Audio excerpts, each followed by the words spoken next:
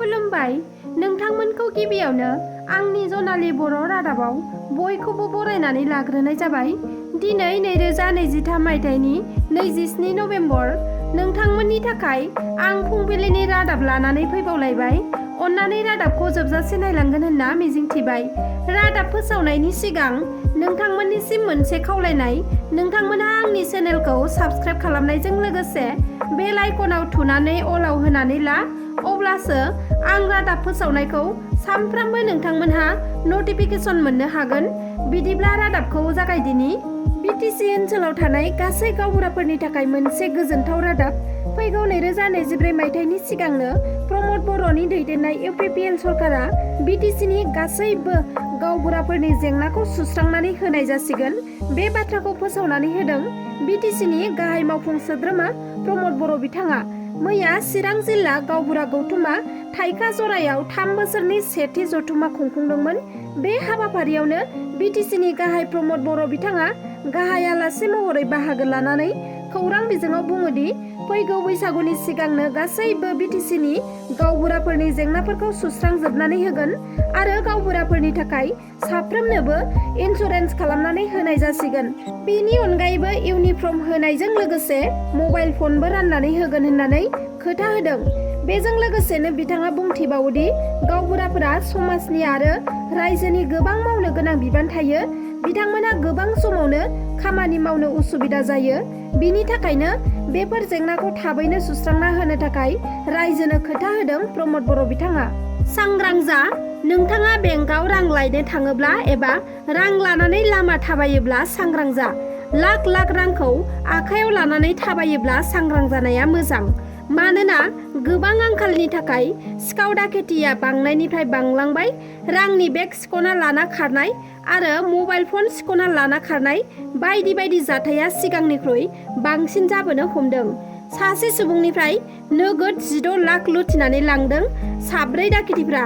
मिथिना मोननाय बायदिब्ला जरहाटनि मारवाली होननाय जायगायाव मिहि दालमिया मुंनि सासे सुबुंखौ क्रिकेट बेटजों गाग्लोबनानै 16 लाख रांखौ लुथिनानै लांदों 4 दाखेथिफ्रा। गंनै बाइकजों फैनाय 4 दाखेथिफ्रा रां लानानै न' फारसे फैबाय थानाय मिहि दालमिया बिथांखौ गन्थं मोखां, खर' आरो मोदोमाव बेटजों बुसे बुनानै जोखोम खालामो आरो 16 लाख रांखौ लानानै गोख्रै मटरसाइकेलजों खारलाङो। गाग्लोबनानै जोखोम खालामजानाय मिहि दालमिया बिथाङा जायगायावनो गोग्लैनानै थादोंमोन आरो लोगो लोगो बिथांखौ GMCH मेडिकेल कलेज एन्ड हस्पिटालाव फाहामथायनि थाखाय लानानै थांदों सुबुंफ्रा। बे जाथाया मोनानि 9:30 रिंगासो समाव जानो मोन्दोंमोन आरो बाइकजों फैनानै रां लुथिग्रा 4 दाखेथिफोरखौ CCTV केमेरायाव रेकर्ड जानायखौ नुनो मोननाय जादों। 4बो हेलमेट गाननाय, जायनि थाखाय बिसोरनि मोखांखौ सिनायथिनो गोब्राब जादों आरो मटरसाइकेलाबो नाम्बार प्लेट गैयामोन होनना मिथिना मोन्दों। जाथायसालिसिम जरहाट पुलिसा नुजाथिफैनानै दाखेथिफोर गाग्लोबनाय क्रिकेट बेटखौ बोखांफैयो आरो सोंनाय फिन्नाय लानाय गावसोरनि खामानिखौ जागायो। काछाराव सासे मणिपुरि थिउरिया हमदों। आसाम राइफल आरो जिरिघाट पुलिसा मैया काछाराव जथाय अपारेसन खालामनानै सासे एक्टिभ मणिपुरि थिउरियाखौ हाथियारजों लोगोसे हमनो हादों। खौराङाव फोरमायनाय बायदिब्ला काछाराव हमजानाय थिउरियाखौ नसुं रायजो मणिपुरनि उदखारि आफाद इउनाइटेड ट्राइबेल लिबारेशन आर्मी सुंद'यै UTLA नि SK हानजानि केडार हेनलेंमां लुहुकुम होननानै सिनायथिनो हादों। हेनलेंमां लुहुकुमा मणिपुरनि सोनाब कुकी जिल्लानि थागिबि होननानै मिथिना मोन्दों। बबेखानि हेनलेंमांजों लोगोसे गंसे 0.32 mm पिस्तल आरो थरबा गोग्गो गुलिखौबो जब्द खालामनो हादों पुलिसा। रिपर्ट बायदिब्ला काछाराव मणिपुरनि सासे थिउरियाया थाखुमा फैनायाव खौरांखौ स्रोदै मिथिना मोननानै आसाम राइफल आरो जिरिघाट पुलिसा जथायै अपारेसन खालामनानै उदखारिखौ हमनो हादों। थांनाय साननैसो सिगाङाव एक्स-NDFB खान्दा एबा बिग्राय नार्जारिया BPF दोलोआव जयेन जाखांनायनि उनाव इउपिपिएल हानजानि केबिनेट मन्थ्रि उरखाव गोरानि सायाव बुंनाय बाथ्राफोरखौ फोरमान होनो नांगोन होननानै गोख्रों दाबि खालामदों इउपिपिएल हानजानिफ्राय आरो जुदि फोरमान होनो हायाब्ला गोख्रों राहा लानायखौबो फोरमायथिदों इउपिपिएल हानजाया। मानोना केबिनेट मन्थ्रि UG ब्रह्म बिथांनि सायाव खान्दाया जि बाथ्राफोर बुंदों बे बाथ्रा बुंनायफ्रा आथिखालनि इउपिपिएल हानजानि थाखाय जेबो बेस गैया आरो बिथाङा बेफोरबायदि बाथ्रा बुंबाय थायोब्ला बर' माहारिनि गेजेराव मोनसे गुलुं गुजुं आबहावा थासारि सोमजिहोगोन होनना इउपिपिएल हान्जानि मेडिया सेलनि नेहाथारि हान्थिगिरि नार्जारि बिथाङा गोख्रोङै बुंथिदों।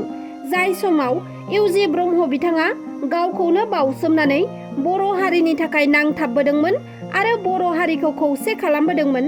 बेबादि दैदेनगिरिनि सायाव खान्दा नार्जारिया गावनि थौले मेलेमजों बायदि रोखोमनि बाथ्रा बुंनाया जोंनि बर' सुबुं माहारिफोरखौ लाजिफोनांनाय जादों होनना बिथाङा बुङो आरो बर' हारिनि जाय थासारिया गुलाय गुजायाव दंमोन बे समाव इउजि ब्रह्म बिथाङा बर' हारिखौ खौसेथियाव लाबोदोंमोन आरो इउजि ब्रह्म बिथाङा सासे इउपिपिएल हान्जानि गायसनगिरि आफादगिरि जानायजों लोगोसे थुनलाइगिरिबोमोन।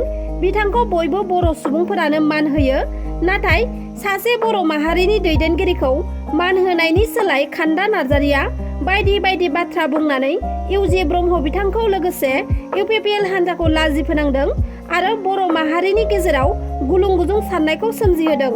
मोनसे समाव बर' हारिखौ सिबिनो हारिनि थाखाय नांनो आफादाव ओंखारनाय सासे सोद्रोमामोन खान्दाया आरो समाजजों मान होजानाय सुबुंमोन। नाथाय बबे बाथ्राखौ लानानै दिनै इउपिपिएलनि गागि दैदेनगिरि इउजि ब्रह्म बिथांनि सायाव बायदि रोखोमनि अजद होखो बेखौ सोंथि खालामदों इउपिपिएल हान्जानिफ्राय। आरो जुदि खान्दाया गाव अजद होनाय बाथ्राफोरनि सायाव फोरमान होनो हायाब्ला आयेननि गोख्रों राहा लानाय जागोन होनना हुमखि होदों इउपिपिएल हान्जानिफ्राय। जरहाट मेडिकेल कलेज एन्ड हस्पिटालाव एडमिट खालामजानाय दायनिगिरिया दा खारखुमाना दं। जिनाहारि खालामनायनि दायाव पुलिसजों एरेस्ट खालामजानानै जोबथेसालियाव जोबनानै दोनजादोंमोन। उनाव गोब्राब लोमजानायनि जाहोनाव जरहाट मेडिकेलाव फाहामथाय होनो थाखाय पुलिसा जेलनिफ्राय बख'नानै फाहामसालियाव एडमिट खालामदोंमोन। नाथाय पुलिसनि मोजां डिउटि खालामैयाव दायनिगिरिया मेडिकेलनिफ्राय खारखुमा लांनो हादों। खारखुमा लांनाय दायनिगिरिनि मुङा जाबाय बृन्दाबिन बरा। बृन्दाबिन बराया जिनाहारि केसनि थाखाय 10 बोसोर जोबथेसालिनि साजा मोनदोंमोन, नाथाय दायो खारखुमाबाय आरो पुलिसा हमनो हाफिनगोन ना हाफिनला उनावसो मिथिसिगोन। आन्ध्रा प्रदेशनि टिडारुआव सासे 42 बोसोर बैसोनि फोरोंगिरिया सासे 15 बोसोर बैसोनि फरायसुलिखौ जुलि खालामदोंमोन। जाय हिनजावसाया हाबा जानायनि बैसोआनो जायाखैमोन। बे जाथायखौ खौरां मोननानै उनाव पुलिसा हाबा खालामग्रा फोरोंगिरिखौ एरेस्ट खालामदों। जुलि खालामना एरेस्ट खालामजानाय फोरोंगिरिनि मुङा सामाराजु। सामाराजुआ इयानदागानि जिल्ला परिषद फरायसालिनि हिन्दी आयदानि फोरोंगिरिमोन।